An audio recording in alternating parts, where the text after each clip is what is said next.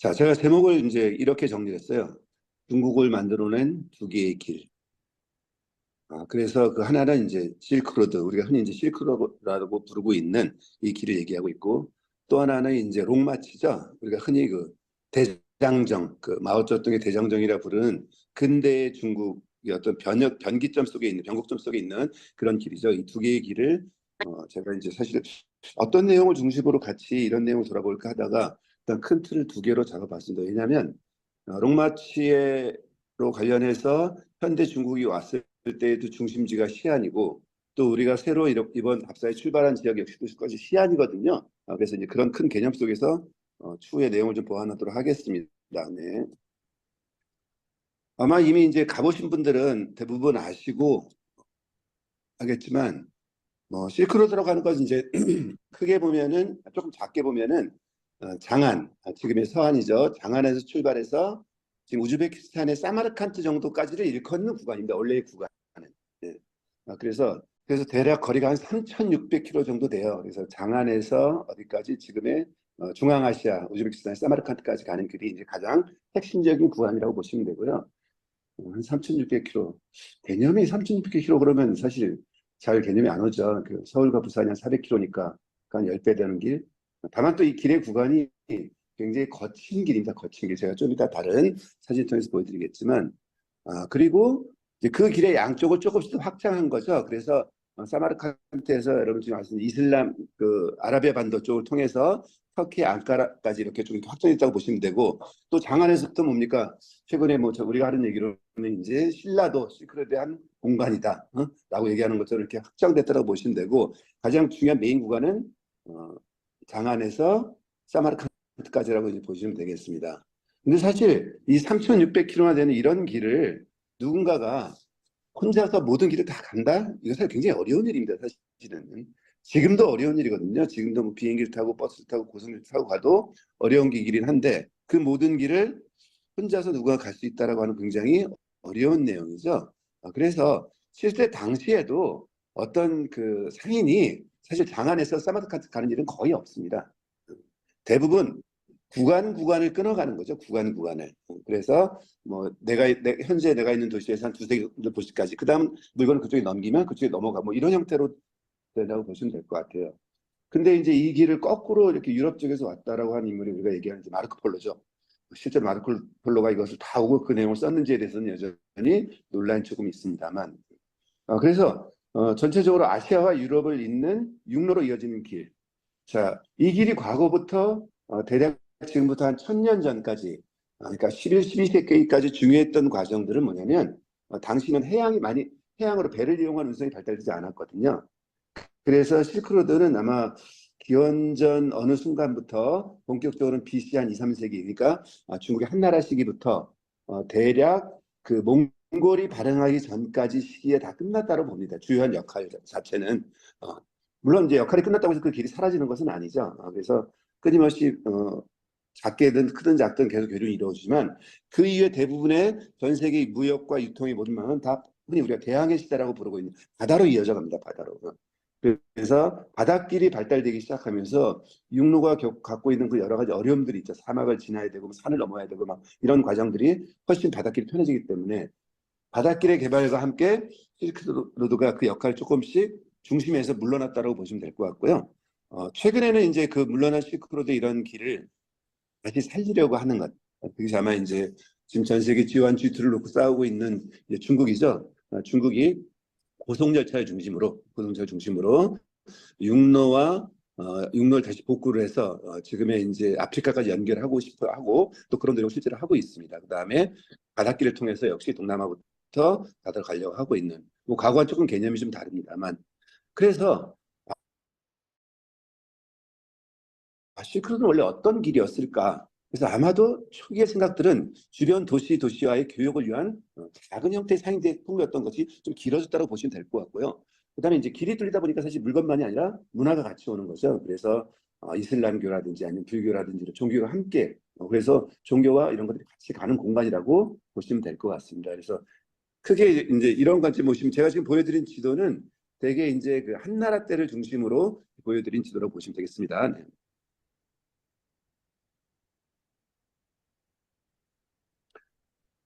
일단 이제 우리가 사실 흔히 실크로드라고 하고 있는데, 사실 실크로드란 말은 이제 독일의 이제 가 먼저 쓰기 시작한 말이에요. 근데 이 사람은 이제 뭐라로 여기로 왔냐면 철로를 당시 연결을 하려고 왔습니다. 철로. 그 유럽과 아시아를 잇는 철길 때문에 고민하던, 왜냐면 당시 독일이 이제 기차 철로 사업 굉장히 많이 발달돼 있어서 이 중국의 철길을 만드는 데 상당 부분 독일이 영향력을 가지고 있었습니다. 그래서 이제 그것 때문에 연구를 하러 들어왔다가 그 길을 보고, 그래서 그 길에 나중에 이제 내용 정리를 하면서 그게 이름을 이제 독일어로 이제 자이덴슈트라세이라고 하는 그런 용어를 쓴 바람에 그때부터 그냥 자연스럽게 실크로드란 말이 그 뒤에 사용되고 계속 사용되어 온 거죠. 그러다 보니까 정말 비단길, 우리는 뭐 비단길이라고 부르기도 하고, 꼭 실크만 이곳을 갔던 것은 아닌데, 실제 중국에서도 지금 이제 실사자를 써서 사주지로라고 부르고 있습니다. 그래서 이런 형태의 길이 출발된 것은 아이러니하게도 독일 사람이다. 그래서 제가 이제 사실 이런 자료를 보고 이렇게 돌아보다 보니까 너무 요새 이제 우리가 역사를 공부하는 게 되게 정치사라든지 이런 데에 많이 빠져 있거든요. 그러다 보니까 실제 정치라고 하는 건 뭐냐면 리더나 아니면 영웅들 혹은 임금 막 이런 주요 인물들을 중심으로 보게 돼 있는데, 사실 모든 역사라고 하는 것은 일반적인 어, 백성들, 일반 시민들, 일반 사람들 뭐 이런 일반적인 사람들 생활사랑 같이 엮여 있는 거거든요. 근데 이제 사실 실크로드에 관한 여러 가지 책을 보더라도 대부분 실크로드를 뚫기 위한 정치적인 뭐 전쟁이라든지 행로, 그다음에 뭐 이런 내용을 중심으로밖에 이어져 있지 않기 때문에 조금 다른 관점에서 제가 지금 좀 보려고 이렇게 하다가 문득, 그럼 얼마나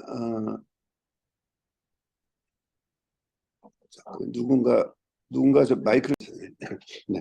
아무튼 이제 그래서 실크에 대해서 잠깐 좀 생각해봤어요. 진짜 실크가 어떤 역할을 가지고 있었을까? 응?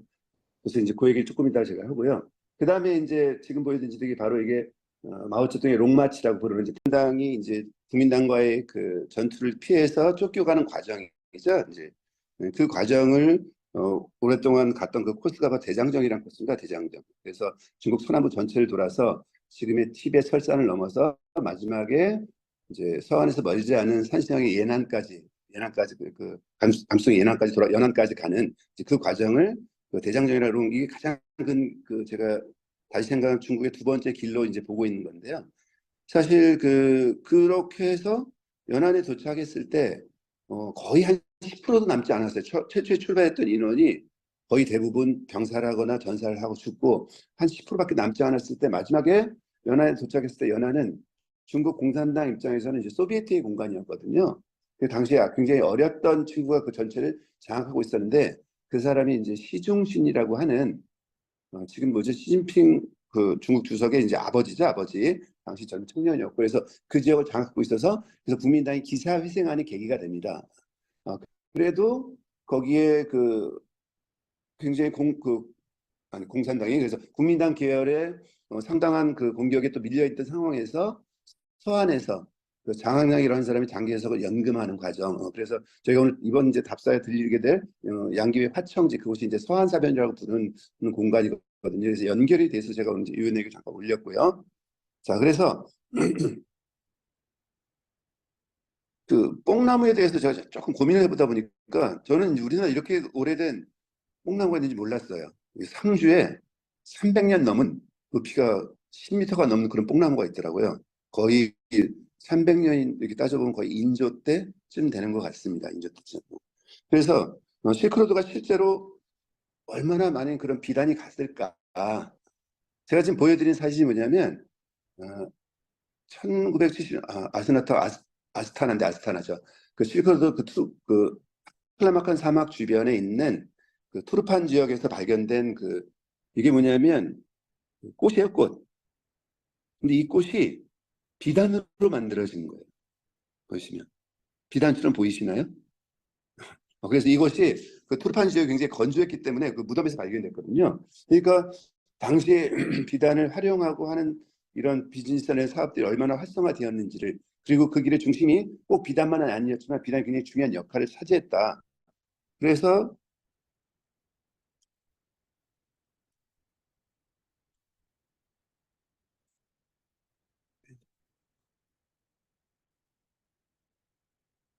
이 비단이라는 것에 실크로드 출발이 되는 그 비단 문제를 이렇게 돌아봤을 때 뭐냐면 일단 뭐 전체적으로 신화의 시대가 하나 있는 거죠. 우리가 보통 이제 우리가 단군이 중국도 마찬가지입니다. 그래서 사망오제라고 하는 그런 신화의 시대가 있었는데 뭐 실제로 그 상하천의 사기를 보게 되면은 그런 사망오제 시기에서 사망국은 서술하지 않습니다. 그래서 상하천은 사망까지 우리가 흔히 복기시, 여화시, 신농시라고 하는 중국의 대부분의 어떤 그 무덤이라든지 이런 데 보면 이제 벽화로 많이 등장을 하거든요. 그런데 이제 사망까지는 스스로도 아직 자기 역사로 보기에는 조금 부담이 됐던 문제인지 아마 흔히 오제라고 하는 것부터 역사로 서술을 합니다. 그래서 황제 헌원과 제전욱, 제국, 요순 이렇게 등장을 하는데 그때 그렇게 들어갈 때 오제 출발이 헌원이거든요. 헌원. 이 헌원의 부인이 서릉씨라고 하는 사람이에요. 서릉씨. 이 사람이 뽕의 여신입니다. 뽕의 여신입니다. 잠신이라고 해서 잠신. 누의 여신이에요. 누의 여신.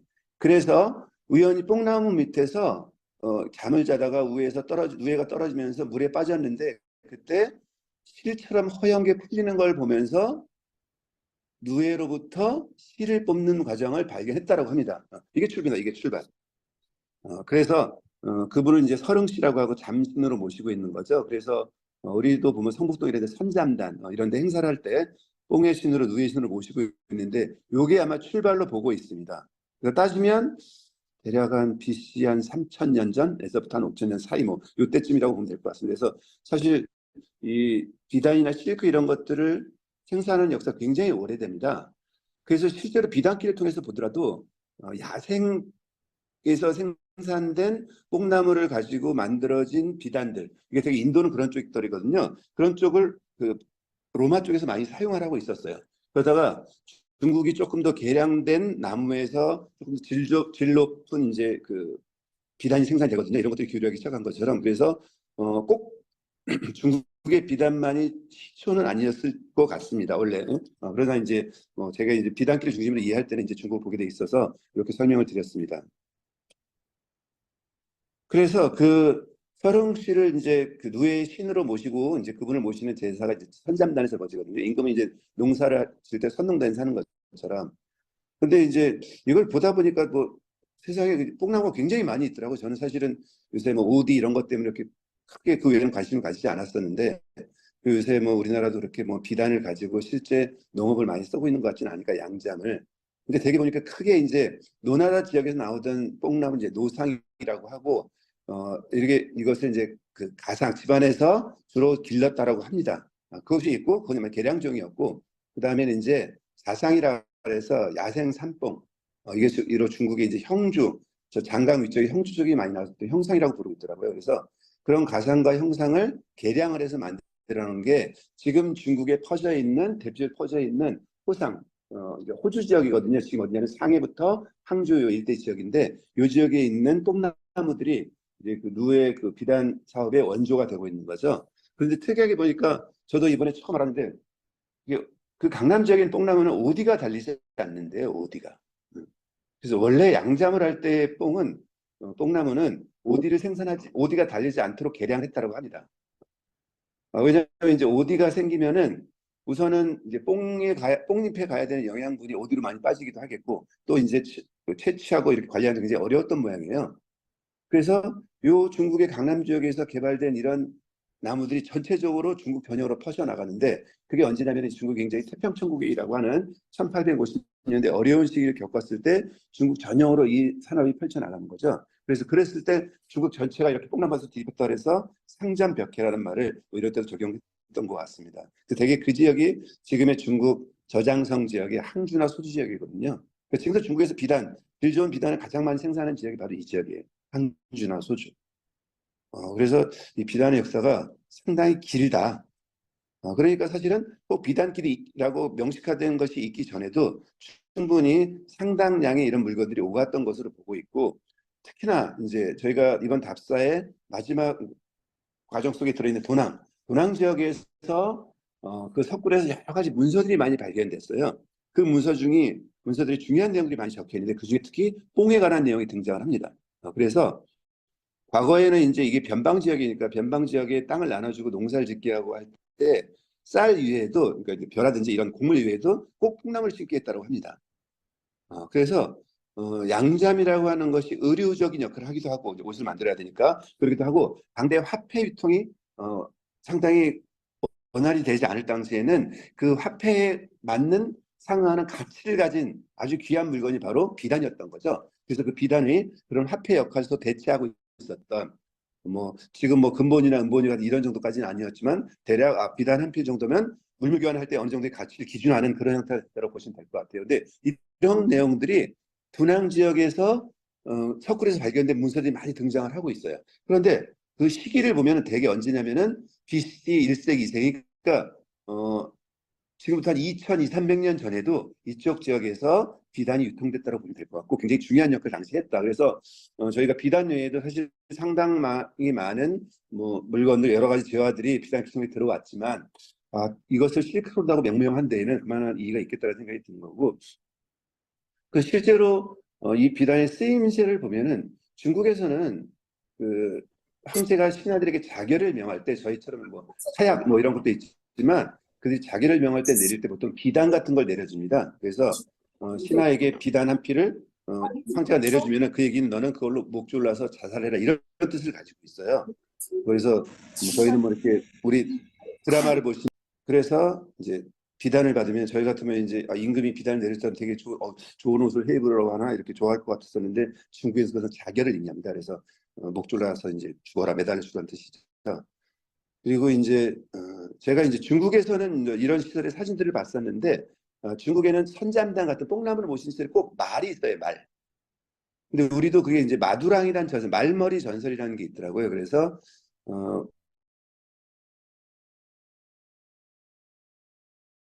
이렇게 남편이 어느 날 사줘갖고 도대체 남편을 찾아도 남편을 찾을 수가 없었는데 아무리 찾아도 없고 그래서 어느 날 어, 누구든지 내 남편을 찾아오면은 자기 딸과 결혼을 시켜주겠다고 했대요.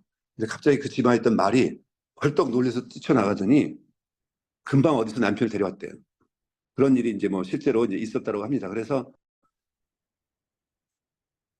남편이 돌아온 건 좋았는데 이제 부인이 걱정이 된 거죠. 이게 좀 말한테 내 딸을 주자니 막 고민하고 있으니까 남편이 왜 그러냐 그랬더니 사실 이러저러해서 그런 고민 속에 있습니다. 그랬더니 어 그래 내가 처리해 줄게 하면서 그 말에 목을 쳐갖고 이렇게 걸어놨다가 갑니다. 말 가죽을 벗겨서.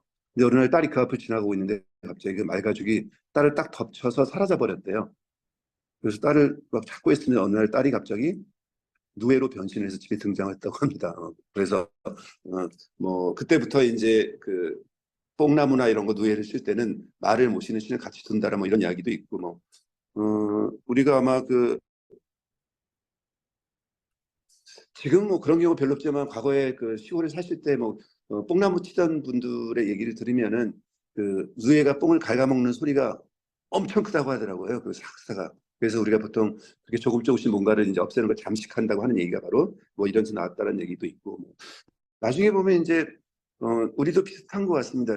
저도 사실 이제 세종대왕 때 김시습 그 생육신의 김시습 전설을 보게 되면은 김시습이 너무 어릴 때 똑똑한 걸 테스트해 보려고 보니까 너무 똘똘해서 상으로 일부러 비단을 엄청 많이 줬다고 하는 거죠. 그래서 저 비단을 어떻게 해서 제가 가져갈까라고 봤더니 그 어린 김시습이 그것을 허리춤에 딱 묶고 나서 질질 끌고 갔다는 얘기를 보면서 똘똘하다고 했다는데 뭐 그런 얘기 많이 들었었는데 사실 어떤 의미로 보면은 당시의 상으로 어떤 가치 있는 상을 줄 때도 비단이 사용됐다고 하는 거죠. 그래서 상당히 비단이라고 하는 것이 저희는 사실 이제 뭐 이런 옷을 잘 안 입기 때문에 생각하지 않았었는데 이 길을 보다 보니까 이제 여러 용도에서 과거부터 굉장히 중요한 산물, 그다음 가치 뭐 이런 걸로 비유가 돼 왔다라고 보시면 될 것 같습니다.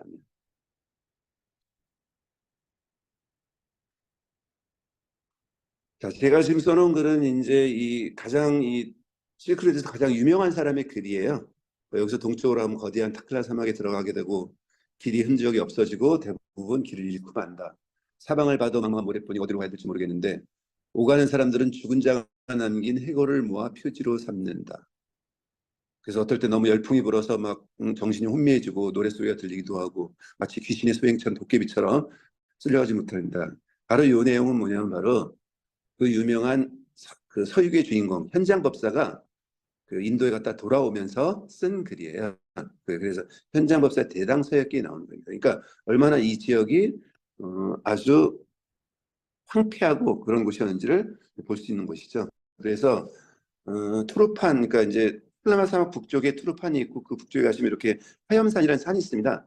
서쪽에 보면 이제 불이 너무 뜨거워서 왜 부채를 빌려다가 이렇게 손오공임 하는 장면인데 그 길을 이렇게 현장 법사가 이제 돌아오실 때 오실 때는 이제 그 길을 들어왔던 거고요. 사막이라는 게 이제 저희가 항상 그 왜 사하라 사막처럼 하얀 모래밖에 없는 사막을 떠올리지만 실제로 타클라마칸 사막은 이제 돌아오지 못하는 곳이라는 의미를 가지고 있거든요. 가장 중심적인 공간인데 보시면 중간중간에 약간 이제 황무지 같은 사막이에요. 근데 이제 제가 저 나무를 보여드린 이유는 중국이 요새 거대한 새로운 만리장성을 사막에 쌓고 있어요. 이게 점점 커지면서 황사를 막고 이런 걸 막기 위해 조린 사람을 굉장히 많이 하고 있거든요. 지금 몇백억 그루의 나무를 지금 심어서 가고 있는데 조금씩 효과를 보고 있다고 합니다. 그 장을 제가 잠깐 보여드렸고, 자, 대개 이제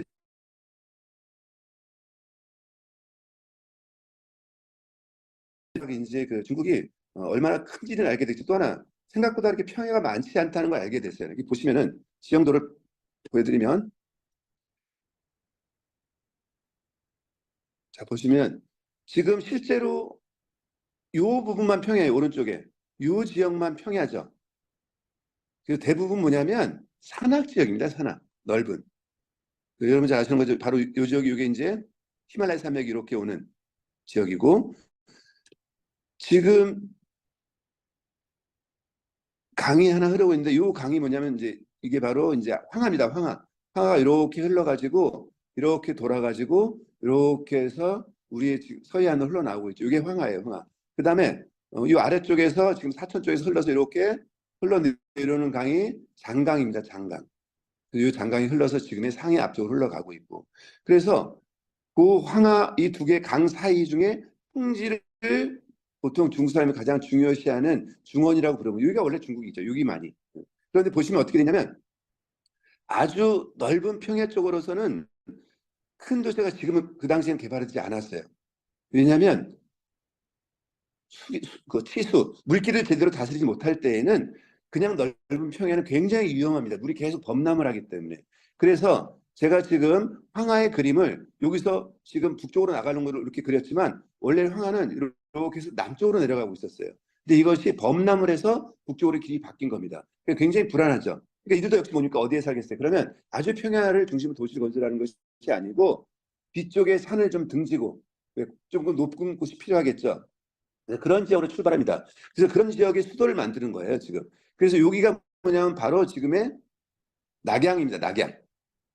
낙양이라고 부르는 우리가 중국 낙양이라고 부르는 지역이고 지금 여기가 장안이에요, 장안. 그 다음에 여기가 북경이고 이 위치를 자세히 보면 어떻게 되어 있습니까? 주로 완전한 평야에 있는 것은 아니죠. 한쪽을 일단 산에 좀 등지게 기대고 있는 그런 공간으로 되어 있습니다. 지금 보시는 것처럼. 그랬을 때 이 전체의 넓은 땅이 황하 고원이에요, 고원. 고원. 그러니까 이 황하 고원이 되게 황폐되어 있으니까 이 물줄기들이 다 어디로 흘러갑니까? 강으로 가는 거죠. 그러니까 황하 색깔이 누럴 수밖에 없는 거죠.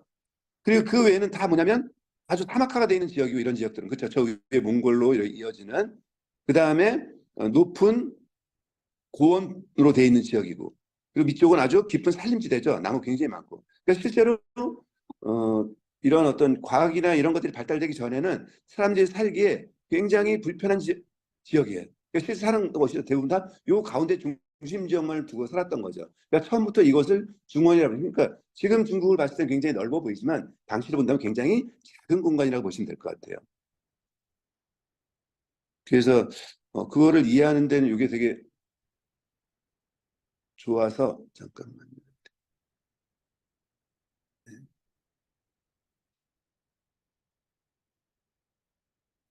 그래서 이제 평면지대 잘 느끼지 못했던 중국의 지형을 이렇게 한번 보시면 되겠습니다.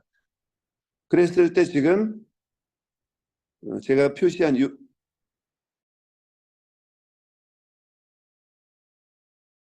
서쪽으로 가기 위한 서쪽으로 가기 위한 본격 가장 마지막 되는 지역이죠 중국에서.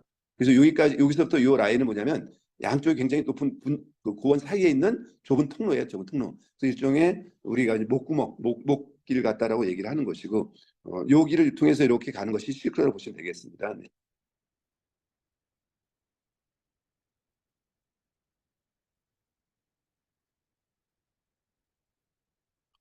자, 요게 현장법사가 갔었던 길이에요. 현장법사는 사실은 이제 처음에 이런 길을 가는 거를 임금이 황제가 당시 반대를 해갖고 가지 않았어야 되는데 이렇게 장안을 출발해가지고 1차적으로 오는 곳이 어디 바로 이 도낭입니다. 도낭 지역. 그래서 도낭이라는 곳이 굉장히 중요한 곳이에요. 여기서부터 갈 때는 뭡니까? 뭔가 이제 더 힘든 지역으로 가는 거죠. 그러니까 더 힘든 가기 전에는 당시 사람들이 뭔가 의지할 곳이 필요한 거죠. 그래 모셨던 것이 뭐냐면 바로 부처님이죠. 당시 이제 불교가 중심이었으니까 그래서 부처를 모시는 석굴을 그래서 거기 만들기 시작한 거라고 보시면 되겠어요. 그래 갔다가 또 돌아와서 뭡니까? 이제 잘 돌아오게 해주셨으니 감사의 마음으로 또 뭘 만들겠어요? 바로 또 석굴을 만드는 거죠. 그래서 이 라인 속에 그런 석굴이 굉장히 많이 있다고 보시면 되겠고, 이렇게 가셨을 때 여기가 지금 사막이 있으니까 이 사막을 중심으로 이 전체를 당시 사람들은 서역이라고 불렀어요. 서쪽 땅이라고 불렀습니다. 서역.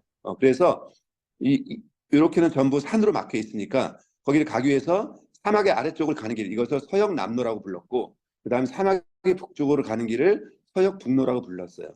근데 그 서역 북로는 또 두 개로 나뉘어요. 여기가 또 천산이라는 산맥이거든요. 이 천산 남쪽 길을 가는 경우가 있고 천산 북쪽 길을 가는 경우가 있고. 그래서 크게 이 실크로드는 도낭을에서부터 갈라지기 시작합니다. 어디로? 서역 남로와 그다음에 천산 북로, 천산 남로 이렇게 갈라지는 거죠. 그래서 그 길을 뒤로 넘어서 이렇게 가게 되면 지금의 카자흐스탄, 우즈베키스탄 쪽으로 이렇게 가게 되는 겁니다. 아래쪽으로 넘어가게 되면은 아프가니스탄, 뭐 인도 이렇게 넘어가는 길이고 전체 윤곽이 이제 그렇게 돼 있다 보시면 될 것 같고 그 길을 이제 거꾸로 이렇게 삼잡산 가셨다가 현장 가셨다가 다시 그 길을 돌아서 올 때는 서역 남로를 통해서 이렇게 오셨어요. 이 과정을 본인이 이제 대당서역기라고 하는 이제 그 글로 다 기록을 해놨기 때문에 그것이 나중에 소설 서역기로 만들어지는 거죠. 굉장히 험한 길을 가셨다고 보시면 돼요. 지금도 사실 이렇게 편한 길은 아니거든요, 저 길이.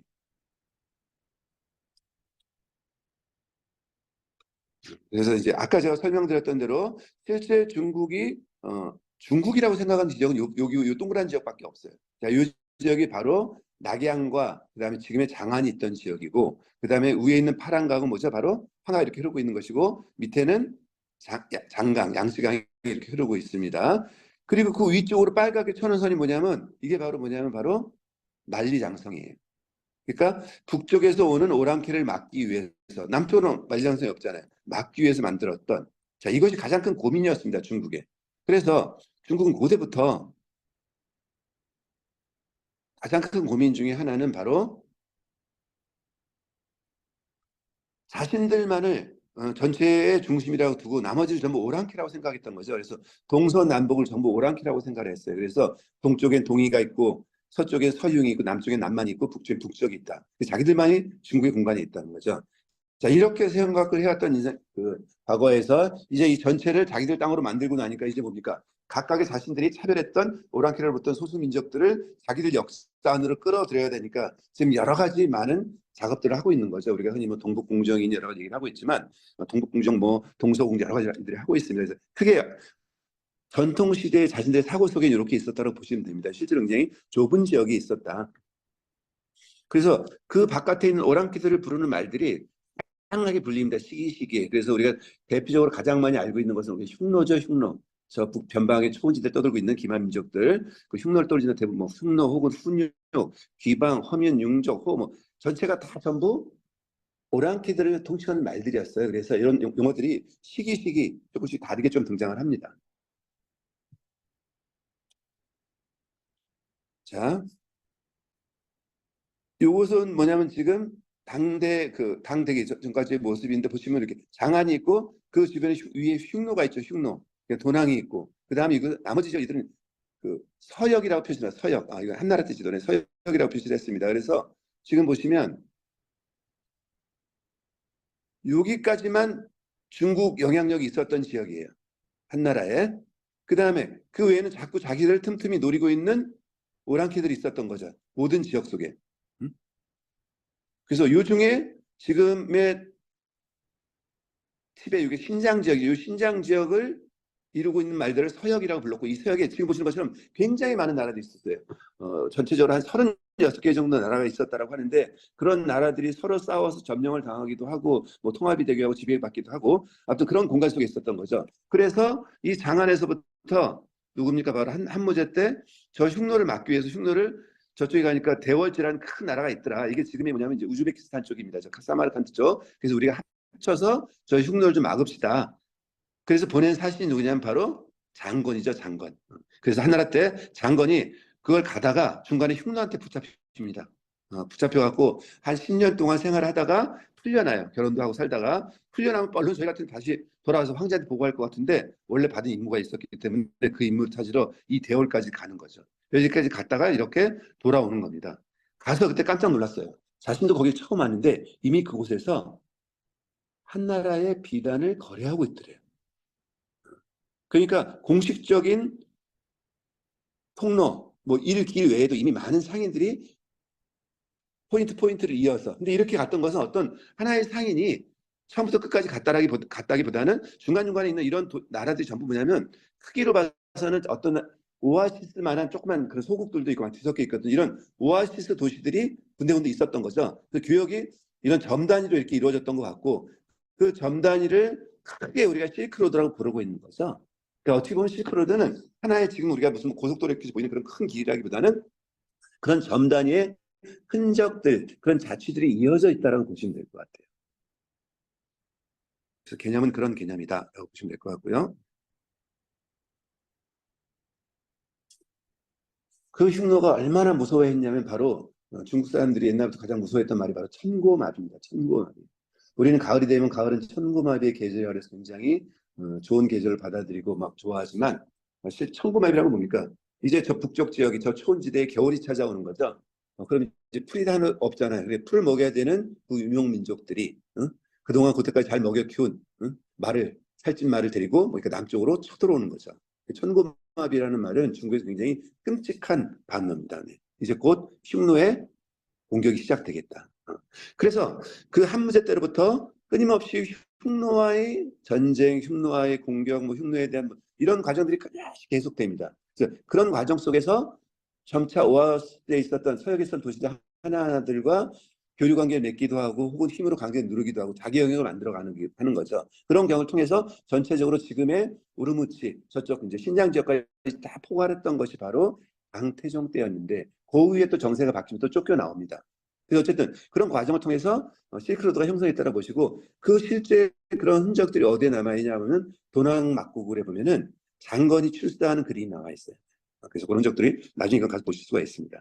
그래서 우리가 그냥 평면으로 보고 있었던 그 실크로드하고 하는 큰 길이 굉장히 평화롭고 단순한 큰 길들이라기보다는 당시 사람들이 가장 치열하게 자신들의 삶을 유지하고 존재하기 위한 공간이었고 또 반대로 동쪽에서 서쪽으로만 간 건 아닙니다. 이렇게 중국 쪽에서 이렇게만 간 것은 아니고 자, 이 서쪽 지역에서의 정세의 변화, 새로운 나라의 변화가 생기니까 이쪽 쪽에 있어 대월, 우즈벡이라는 이런 데 있어 많은 사람들이 어디로 다시 넘겨옵니다. 동쪽으로 신장 쪽으로 오는 거죠. 그래서 지금 우리가 신장 쪽에 살고 있는 뭐 소구드인이나 위구르인들은 대부분 어디냐면 바로 당시에 그 서쪽 지역의 상황, 전쟁이나 이런 것을 피해서 넘어온 사람들인 거죠. 그래서 그런 양쪽에 이런 문화가 교류하기 시작하는 거죠. 그래서 단지 불교뿐만이 아니고 이슬람, 뭐 조로아스터 다양한 종교들이 교류하고 다양한 문화가 교류하고 사람이 교류하는 공간이 바로 실크로드다. 네, 이렇게 보시면 될 것 같습니다.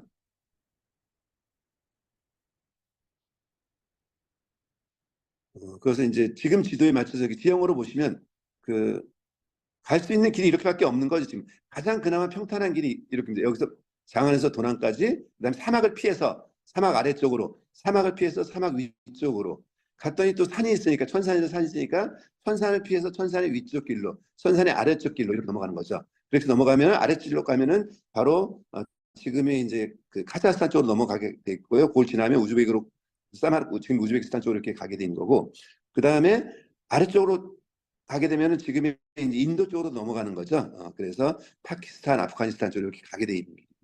그럼 이 길을 반대로 온다고 생각해보세요. 불교가 처음 인도에서 만들어졌을 때 여기 산으로 막혀 있죠. 갈 길이 없잖아요.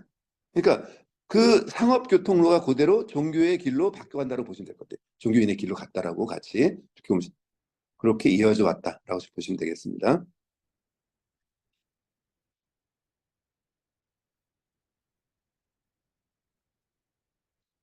그걸 조금 크게 확장해 봤습니다. 예. 지금도 뭐 티베트 고원지대는 이미 해발 높이가 3,000m가 넘는 설산 지역이기 때문에 지금도 굉장히 불편한 지역이죠. 그래서 당연히 뭐 저희가 이렇게 산을 갈 때도 굉장히 산의 낮은 쪽에 고갯길을 만들잖아요. 그런 어디라고 보시겠습니다. 자연환경들이 좀 유리한 쪽을 피해서 넘어갔다라고 보시면 될 것 같습니다. 그래서 그 길을 통해서 많은 것들이 오는데 그 중에 대표적으로 중국에는 이제 동지시대, 삼국시대가 끝나고 우리가 얘기하는 위초고 삼국시대가 끝나고 나서 진나라, 진나라가 통일을 하고 나서 진나라가 이제 5, 19에 밀려서 남쪽으로 가거든요. 그 시기에 대표적으로 중국 불교의 가장 유명한 인물이 구마라지 서쪽에 있었습니다. 그러니까 제일 어디냐면 타크마 사막의 제일 서쪽 지역에 있었던 그 사람이거든요. 이제 아버지가 이제 인도 출신이고 어머니가 그쪽 사람이라서 언어를 양쪽 다 배우고 있었던 거죠. 머리가 굉장히 뛰어난 천재였습니다. 그래서 이분이 뭘 하냐면 바로 불경을 번역합니다. 그래서 이분이 굉장히 뛰어난 사람이라는 걸 알고 이제 데리고 가는 게 누구냐면 바로 전진. 당시 59년 전진의 왕이 끌고 가는 거죠. 그 전진의 왕이 자기 부하를 시켜서 야 잡아와라. 그러면 우리 데려다가 어떤 용도로 사용해야 되겠다고 했는데 데리러 간 사이에 그 와중에 이제 전진의 왕이 죽고 나니까 막상 데리고 온 그 구마라시를 거의 십몇 년 동안 거의 한쪽에 가두다시피 합니다. 한 일이 별로 없었어요. 그래서 나중에 이제 또 전진이 망하고 나서 후진의 왕인 그 용에 의해서 다시 장안으로 옮게 됩니다. 그때부터 장안에서 뭘 하냐 바로 불경을 번역하는 거죠. 그동안 인도어로 돼 있었던 언어, 본인은 아버지가 인도 출신 인도 말도 알고 있고 수차를 지내왔으니까 티베트 말도 알고 있고 그다음에 16년 중국에 살았으니까 중국을 아는 거죠. 그래서 이것을 번역하는 겁니다. 그래서 거의 최초로 불경을 번역한 인물로서 그리고 이제 계시던 지역이 쿠차 지역이니까 당연히 석굴들이 많이 거기 동상이 있습니다. 그리고 나서 지금 장안 서안에 있는 초당사에서 불경을 번역했다고 합니다. 근데 너무 나중에 신중열 허송세월을 보내다 보니까 본인이 알고 있는 것에 반도 제대로 번역을 못하신 거죠. 근데 대신에 자신은 굉장히 정확했다라고 하시면서 남긴 유명한 말이 만약 나의 번역에 틀린 게 하나도 있다면 나는 화장을 했을 때 혀가 타지 않고 남을 것이다 라고 얘기를 했는데 실제로 화장을 했는데 혀가 타지 않고 남았다는 그런 전설이 전해집니다. 근데 오른쪽에 보시는 건 뭐냐면 그분의 승탑이에요. 부도. 자, 우리는 신라 말기에 선종이 들어오면서 이런 승탑 문화가 생기기 시작하는 거죠. 누구나 깨달은 부처가 될 수 있다. 그래서 신라 말기에 세워진 승탑과 굉장히 유사해요. 여러분 지금 그 박물관이라든지 이런 데 있는 보시는 승탑을 보시면 굉장히 유사합니다. 유사해요. 근데 이게 언제 뜨냐면 그 400년대 초반이거든요. 근데 신라가 불교를 받아들이는 훨씬 그 이후예요. 이후. 그래서 이것은 아마 교류의 증거가 아니겠느냐. 당대의 많은 그 신라 승들이 중국을 갔죠. 그 당나라를 가서 공부하고 왔기 때문에 눈으로 봤던 그 연상된 이미지가 나중에 이건 이제 저희가 거기 갔을 때 사진입니다. 그래서 크게 장안에서 둔항 쿠차까지 이어지는 요 라인업을 보시면 되겠고 이렇게 이제 불교가 전해져 오고 단지 불교만 전해진 건 아니죠. 그 중간에 있어도 가장 핵심의 공간이 둔항이고 둔항의 용도는 뭐라 그랬습니까? 주로 이 지역의 상인들, 그 지역의 상인들이 자신들의 먼 길을 떠나는 사업에 대한 안녕을 빌었던 그래서 그것이 가장 많이 모여있는 지역이 바로 마포구 지역이고 불교의 이런 다양한 문화적 요소들이 남아있다. 실제로 그 사진은 찍을 수가 없게 돼 있어요. 지금 유물 보존 때문에 사진 찍을 수가 없는데 도랑은 도랑박물관이라고 그곳에 아주 유명한 굴 하나를 아주 실제랑 똑같이 그대로 복제해 놨습니다. 그래서 그 안에 보시면 실제 도랑석굴이 어떤 모습으로 되어 있는지를 보게 있고 그래서 가장 많은 것은 언제냐면 한 400년대부터 출발을 해가지고 바로 당나라 때 그 다음에 5, 16국 시대 그 대략 400년부터 한 700년에서 800년 이때까지가 가장 번성기였다고 보시면 되고요. 그 뒤로는 실제는 이제 그 지역이 중국의 소유가 아니었죠. 그래서 나중에 보면 명나라와 청나라가 그 지역에 전쟁을 굉장히 많이 합니다. 그러고 나서 명청 시대의 불교 기술이 많이 들어갔는데 그러다 보니까 색깔이 많이 변하기도 하고 그 다음에 수준이 좀 달라지기도 하고 그 다음에 그 지역을 장악했던 서한은 또 일부 말을 파괴하기도 하고 또 이슬람 세력들이 오면서 파괴되기도 하고 막 이런 굉장히 고통의 과정을 많이 겪었던 지역입니다. 그래서 그런 흔적들이 남아 있습니다. 그래서 어마어마하게 많은 굴과 그다음에 가장 큰 굴이 있고요. 그 앞에 이제 아마 뭐 그냥 이제 사막이니까 명사산이 아주 유명한 산이 하나 있는 거죠. 그래서 가보신 분들은 이제 아시겠지만 이렇게 중국도 요새는 이제 여름이 되면 여름방학 되면 아이들 데리고 굉장히 많이 옵니다. 저희가 왜 경복궁이나 이런 궁궐에 학생들이 이제 방학 때 많이 오는 것처럼 굉장히 많은 사람들이 들어오는 거죠. 월화천이라는 이제 오아시스 도시로부터 출발했습니다. 그래서 아주 오래된 정각과 반달 모양의 그런 모양의 이렇게 소나무 저녁 야경이 굉장히 멋있습니다. 이렇게 밤에 올라가서 이렇게 야경을 보면서 맥주 한 잔씩 마시는 굉장히 아름다운 곳이고 너무 많은 사람들이 오니까 낙타도 엄청 힘들어합니다. 그래서 막 낙타 사람들 태우고 올라가면 쉬기 바빠요. 지금 하루에 아침 새벽부터 나가고 저녁까지 해가 떨어지기 전까지 이렇게 하다 보니까 낙타도 이걸 알고 있어요. 그래서 아침에 출근하는 낙타들 보면 표정이 굉장히 어두워요. 막 나가기 싫어서 막 끙끙대며 나가고 저녁에 집에 돌아갈 때는 사뿐사뿐한 걸음으로 돌아가고 있습니다. 자, 이슬람 문화도 같이 역시 교류되는 거지 불교만이 아니고 그래서 카슈카를 가면은 그런 이슬람 문화의 흔적들이 많이 남아 있고요. 그 다음에 곳곳에 사실 이제 아마 지금 발견되지 않은 것 이외에도 곳에 석굴이 있었을 겁니다. 그래서 그런 석굴들, 에즈크리크 석굴인데 작은 그 황토들을 토구를 파서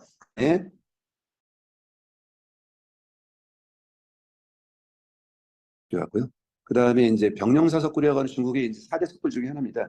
지금은 이제 물에 잠겨서 물길을 타고 가야 돼요. 그래서 댐이 올라서 배를 타고 가게 되면은 이런 어마어마한 그 산 위에 이런 석굴들이 있는 거죠.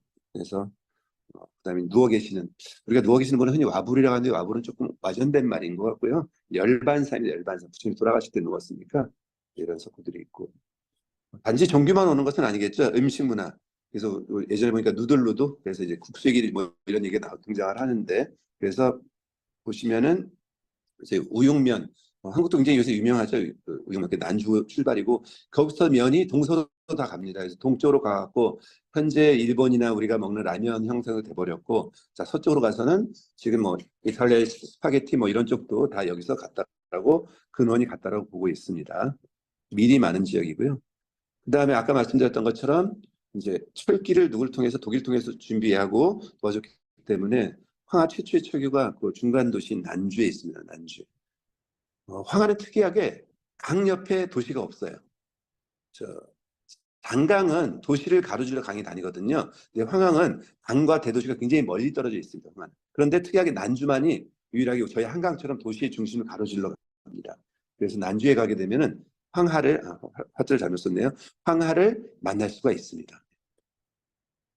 그리고 dun항이 이제 서해로 가는 마지막 관문이었거든요. 마지막 관문 쪽으로 두 개의 그 일종의 뭐죠? 우리 초소주수 지키는 그 양관과 옥문관이 있습니다. 그래서 당나라 때 이런 글, 시나 이런 걸 보면은 사실 서역을 통해서 어딘가 사신으로 가는 길이 굉장히 어려운 길이었대요. 그래서 누군가 이제 관리가 돼서 거기 가게 되면 거기까지 보통 배웅을 나갔다라고 합니다. 배웅을 나가서 잘 살아서 돌아와라. 응? 저 앞에 보이는 저런 산길을 따라서 가야 되니까 이렇게 작별 인사를 하던 거죠. 저희도 중국으로 사신 갔다 오는 게 사실 몇 달 동안 가는 건 굉장히 어려운 일이었던 거죠. 그래서 지금의 어디 홍제동 이런 데까지 가서 무학재까지 가서 이렇게 배웅했다는 그림이 나오는 것처럼 마찬가지로 도남 지역은 그런 지역이기도 합니다. 그래서 그런 염원과 이런 희망의 길들이 아마 그런 내용들이 모여가지고 종교에 기댔으니까 그것이 지금의 이제 이 타클마크 사막 시크릿에서 만나는 그런 석굴 이런 걸로 평성화된 것 같습니다. 자, 이런 많은 문화들이 있었던 것들이 다 어느 순간에 다 갇혀 있었던 것이고, 그리고 나서 청나라 말기에, 실제 청나라가 이제 거의 망해가는 시점이죠. 아시는 걸 청나라가 아편전쟁부터 시작을 해가지고 청나라 멸망이라는 과정 속에서 많은 서양 세력들이 들어옵니다. 그래서 그들이 이런 유물에 대한 냄새를 맡기 시작한 거죠. 그래서 이집트에 가서 싹 쓸어가듯이, 그래서 실크들의 약탈자로서 등장을 합니다. 뭐 좋은 점 하나 있었어요. 그동안 중국 사람들이 살기 힘들어서 관심 갖지 않지 있었던 지역을 발굴하기도 하고 그 지역의 문화를 찾아내기도 한 것은 좋은 점이긴 하지만 이제 그 지역에 있었던 많은 이제 유물들을 안출해 가는 거죠. 특히 벽화라는 게 뭡니까? 벽화는 대부분 이제 테라코타 방식이니까 회벽을 바르고 이렇게 그림을 그렸거든요. 그러니까 그걸 뭡니까? 전체를 다 잘라서 아예 가지고 가는 거죠. 그래서 상당히 중요한 벽화들의 상당수는 독일로 갔습니다. 내석하게 독일에 갔다가 2차 대전 때 폭파돼서 사라져 버렸고 뭐 그래서 여러분 아시는 뭐죠? 그 프랑스 사람들 또 누굽니까? 바로 우리 도난석굴에 있었던 왕오 천축국전 해주 선생이 이런 것도 그들이 뒤져서 가지고 가게 되고 그리고 뭐 묘하게 또 일본의 이제 오타니 탐험대 그래서 이들은 우리를 이제 자신들의 영혼이 우리를 지배할 거라고 생각했는지 남겨둔 것들이 그것이 지금의 우리 국립중앙박물관에 남아 있습니다. 그래서 어쨌든 정말 그 먹이를 노리는 막 그런 사냥개들처럼 엄청나게 많이 모여서 근데 말해서 1900년 초가 사실은 정상적이고 원활하게 궤적을 갈 만한 내용이 없었어요. 그래서 본인들도 굉장히 고생을 많이 합니다. 일행들이 많이 사막에서 길을 잃고 죽기도 하고 자신들도. 그런데 이제 욕심이 되게 컸던 거죠. 그래서 우리가 요새 그런 것을 이제 실크로드 약탈자 그래서 별도의 저기를 묶어서 다시 공부를 하고 있습니다. 연구하고. 그래서 저희 국립중앙박물관도 그런 거로 인해서 이런 얘기가 또 저희가 실크로드의 보물을 또 가지고 있으니까 참 여러 가지 생각이 교차합니다. 네. 실크로드는 굉장히 당시에는 아주 험하고 힘든 땅이었습니다. 그런데 당시는 이제 그걸 극복할 만한 기술력이 적었던 거고 지금 이제 그런 기술들이 좋아지고 나니까 그 척박한 자연환경이 새로운 관광 자원화 되는 거죠. 아마 지금 관광으로 중국을 먹여 살리고 있는 상당수의 자연환경이 그쪽에서 등장을 하죠. 저건 칠세단이라고 난주에서 저 장해 쪽으로 가는 쪽에 있는 곳인데 뭐 해가 어두울 때나 해질녘 굉장히 훨씬 더 아름다운 이런 자연환경들. 저는 굉장히 부럽더라고요. 그런 것들을 가지고 있다는 게 그들이 노력과 상관없이. 자, 또 하나 사막이 굉장히 건조합니다. 그래서 그 건조하고 척박한 자연 환경이지만 그런 환경을 극복하고 이기려는 인간의 노력이 굉장히 크죠. 그래서 특히 투판 지역에 가면은 카나스라에서 그 뒤가 원래 천산이라는 산이 있으니까 그 산에서 물이 녹아 흐르겠죠. 그 물이 녹아서 대부분 다 증발해 나가긴 하지만 그 물을 어떻게든 모아가지고 활용하고 싶어하는 어떤 기술. 그래서 그들이 어마어마하게 커다란 수로를 만들어요. 그 물길 끌어들여가지고. 그 물길 뚫어서 도시 전체가 그 물을 사용하기도 하고 그리고 관계 농업을 하는 거죠. 그래서 아무것도 없을 것 같은 황폐한 산악 지역 자체를 그 벌판을 투르파는 이제 중국에서 가장 큰 포도 재배 지역 중에 한 곳입니다. 포도 재배 지역. 그래서 전 세계에 쓰이는 상당수 건포도가 거기서 나오거든요. 그래서 상당한 그런 자연환경, 그러니까 극복한 노력들을 보여주는 거죠. 그래서 그게 지금 또 이제 과거에 그런 시설들이 관광 자원화 됐습니다. 사실 이게 다 사람이 일일이 손으로 망치로 팠던 그 수로들이고요. 그래서 어쨌든 그것이 아주 유명한 어, 포도밭, 뭐 어마어마합니다. 실제 가서 보시면 이렇게 끝이 보이지 않을 정도의 포도밭들이 있거든요. 그래서 인간이 스스로 노력한 자연을 극복한 사례. 그래서 저런 포도보다는 대부분 이제 건포도. 최근에 이제 와인 연구를 좀 하는 것 같습니다. 그래서 중국을 이렇게 평면적으로 보시면 이게 지금 현재 중국의 크기예요. 근데 이 중국의 크기는 사실은 청나라 때 다 만들어진 거죠. 명때는 훨씬 더 공간이 좁았습니다. 근데 보시면 뭐가 있으면 만리장성이 있죠. 그러니까 우리가 오늘날 보는 만리장성 대부분 다 명나라 때 만들어진 만리장성이에요. 뭘 명나라도 뭘 했겠습니까? 북쪽을 막기 위해서. 그래서 청대에 저 영역을 다 만들었다. 그래서 현재 사이즈는 다 청대의 모습이고 자연환경은 그렇게 그 안쪽이 그렇게 꼭 뺏어갈 만큼 땅이었는지 당시로 본다면은 그런 환경은 아니었던 것 같습니다. 근데 이제 지금은 이제 천연자원 당시에는 그런 것을 염두에 두지 못했지만 이제 천연자원이 있기 때문에 큰 땅을 가지고 있는 거죠. 그래서 저희가 이제 가게 될 요 양관 도낭 지역까지의 모습이고요. 그래서 요 양주, 감주, 장애, 주체 요 도낭까지 이어진 요 네 개를 중국에서 이제 황하의 서쪽에 있다 그래서 하서사군이라고 불렀습니다. 하서사군, 황하의 서쪽. 그래서 거기를 가는 길이 굉장히 좁아요. 좁다라 그러니까 뭐 한 10km, 20km 정도 이제 좌우로 동서로 한 50에서 100km 정도 이렇게 분지 아래 지역으로 이렇게 가는 겁니다. 그래서 50km, 100km 사실 눈에 잘 들어오지는 않습니다만 지도상의 개념이 사실 그것을 하서주랑 우리가 이제 행랑처럼 이렇게 거기 가는 그런 길이 뭐 이렇게 부르기도 합니다. 그래서 전체로 크게 이런 윤곽으로 되어 있다. 그래서 이제 제가 이제 도시별로 정리를 한번 하려고 합니다. 한 두세 번에 나눠 갖고 그래서 가장 출발점인 서안을 먼저 정리를 하려고 하는데 실크의 출발점이라고 우리 부르죠. 그래서 서안부터 사마르칸트까지. 그래서 서안은 이제 워낙에 출발은 뭡니까? 바로 그 유명한 진나라, 진시황제로부터의 출발이 있기 때문에 그래서 도대체 진시황은 어떻게 황제가 되었을까? 그 진나라 일대 황제인 그 얘기부터 한번 들어가 보도록 하겠습니다.